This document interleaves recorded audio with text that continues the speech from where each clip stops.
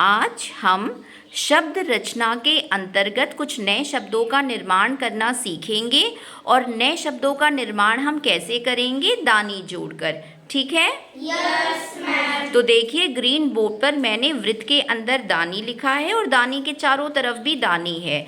तो इसी से हम नए शब्दों का निर्माण करेंगे। तो सभी बच्चे पहले दानी का अर्थ समझ लीजिए। दानी का मतलब होता है दान करने वाला और इसका विलोम होता है कंजूस। और दानी का दूसरा अर्थ होता है किसी वस्तु को रखने की छोटी सी जगह।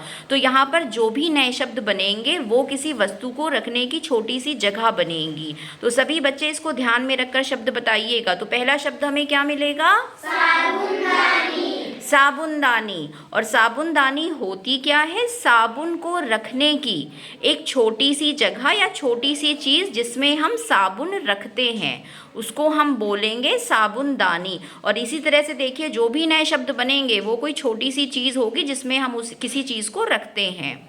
तो दूसरे से बताइए क्या होगा?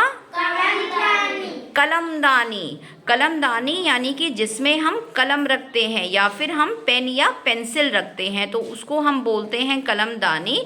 और कलमदानी का प्रयोग कौन करता है? जो व्यक्ति पढ़ने लिखने का कार्य करता है।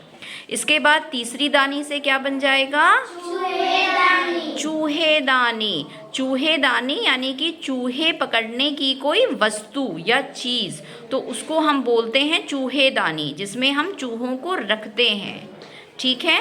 या कुछ लोग जो चूहे पालते भी हैं उसे भी आप चूहेदानी बोल सकते हो।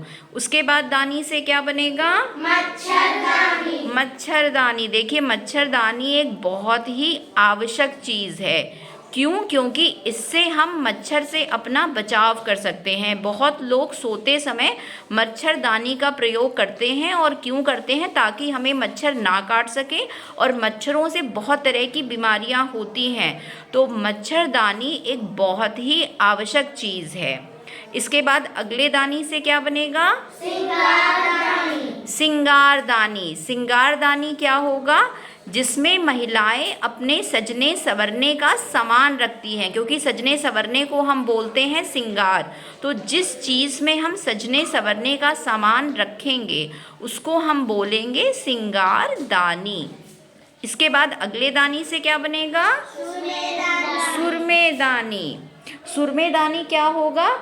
सुरमा एक चीज़ होती है, एक काले प्रकार की चमकीली वस्तु होती है जिसे पत्थर से घिस के बनाया जाता है और इसको हम आँखों में लगाते हैं जिससे हमारी आँखें बहुत ही सुंदर लगती हैं। और इसको हम एक तीली से लगाते हैं तो जिसमें हम सुरमा रखते हैं उसको हम बोलते हैं सुरमेदानी। इसके बाद अगले दानी से एक शब्द बताइए। मसालेदानी। मसालेदानी में क्या होगा? हम मसाले रखने के लिए इसका प्रयोग करते हैं मसालेदानी का।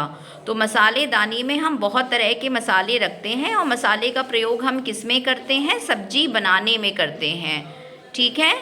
तो मसालेदानी का प्रयोग होगा मसाले रखने के लिए। इसके बाद अंतिम दानी से क्या बनेगा?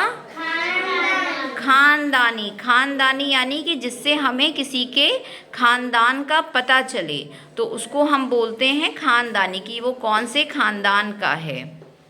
तो सब बच्चों को दानी से नए शब्दों का निर्माण करना आ गया? Yes ma'am. अपने लिए रोशनी के लिए क्लैप करिए।